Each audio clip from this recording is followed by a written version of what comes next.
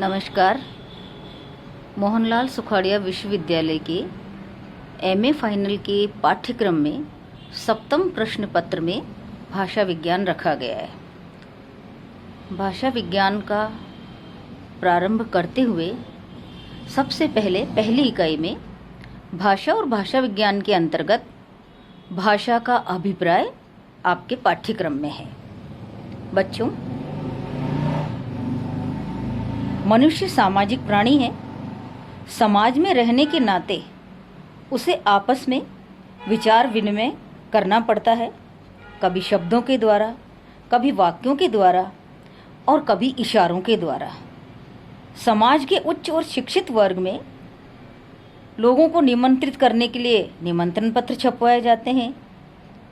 कहीं कहीं निमंत्रित करने के लिए हल्दी, सुपारी, इलायची से ही काम चला लिया जाता है।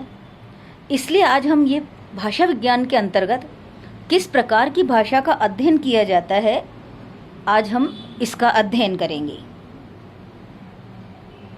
अपने व्यापकतम रूप में तो भाषा वह साधन है जिसके माध्यम से हम सोचते हैं तथा अपने विचारों को अभिव्यक्त करते हैं, किंतु भाषा विज्ञान में हम जिस भाषा का अध्ययन विश्लेषण करते हैं वह इतनी व्यापक नहीं है।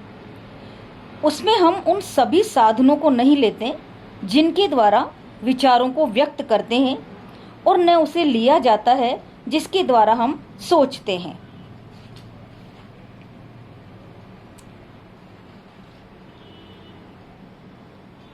भाषा उसे कहते हैं जो बोली और सुनी जाती है, और बोलना भी पशु पक्षियों का नहीं, गूंगे मनुष्यों का भी नहीं, केवल बोल सकने वाले मनुष्यों का। भाषा की अनेक परिभाषाएं दी गई है। भाषा शब्द संस्कृत की भाष धातु से बना है, जिसका अर्थ है बोलना या कहना, अर्थात भाषा वह है जिसे बोला जाए। प्लेटो ने सोफिस्ट में विचार और भाषा के संबंध में लिखते हुए कहा है कि विचार और भाषा में थोड़ा ही अंतर है। विचार आत्मा की मूक या अध्ययनात्मक बातचीत है, पर वही जब ध्वन्यात्मक होकर होठों पर प्रकट होती है उसे भाषा की संज्ञा देते हैं। स्वीट के अनुसार ध्वन्यात्मक शब्दों द्वारा विचारों को प्रकट करना ही भाषा है। बेंद्रीय कहते हैं भाषा एक तरह का संकेत है। संकेत से आशय उन प्रतीकों से है जिनके द्वारा मानव अपने विचार दूसरों पर प्रकट करता है। ये प्रतीक कई प्रकार के होते हैं, जैसे नेत्रग्राह्य, कर्णग्राह्य और स्पर्शग्राह्य। वस्तुतः भाषा की दृष्टि से कर्णग्राह्य प्रतीक ही सर्वश्रेष्ठ है। भाषा की परिभाषा पर पहुंचने के पूर्व हमें इन बातों पर विचार करना चाहिए। सबसे पहले तो भाषा वक्ता के विचार को श्रोता तक पहुंचाती है, अर्थात वह विचार विनिमय का साधन है। भाषा निश्चित प्रयत्नों के फलस्वरूप मनुष्य के उच्चारण अवयवों से निःसृत ध्वनि समष्टि होती है। भाषा में प्रयुक्त ध्वनि समष्टियां अर्थात शब्द सार्थक तो होती है, किंतु उनका भावों या विचारों से कोई सहजात संबंध नहीं है। यह संबंध यादृच्छिक या मानव होता है। इसलिए भाषा में यादृच्छिक ध्वनि प्रतीक होते हैं। इसका आशय यह है कि किसी ध्वनि समष्टि या शब्द का जो अर्थ है वह यूं ही बिना किसी तर्क, नियम या कारण आदि के मान लिया जाता है।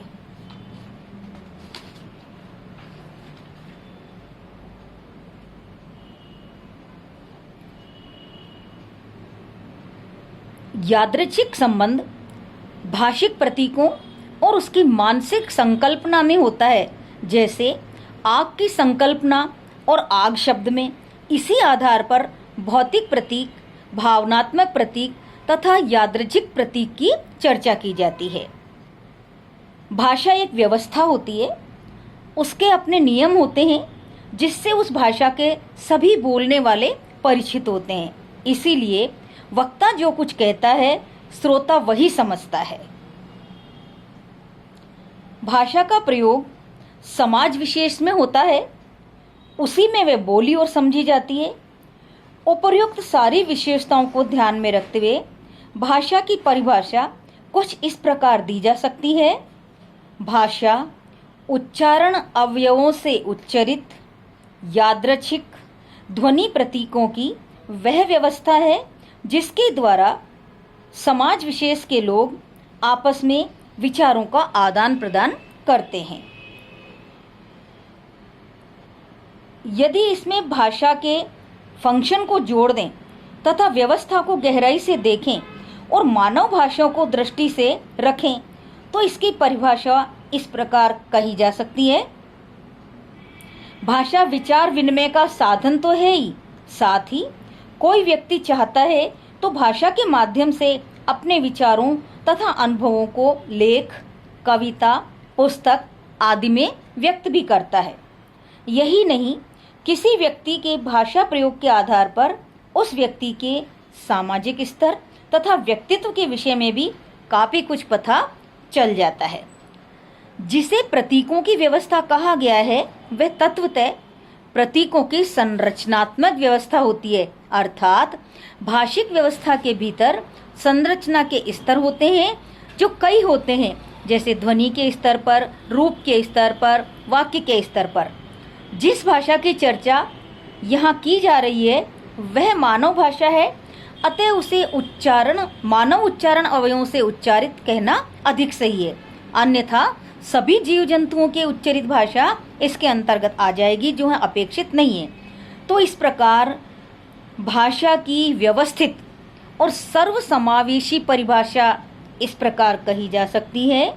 भाषा मानव उच्चारण अवयवों से उच्चरित यादृच्छिक ध्वनि प्रतीकों की वह संरचनात्मक व्यवस्था है जिसके द्वारा समाज विशेष के लोग आपस में विचार विनिमय करते हैं।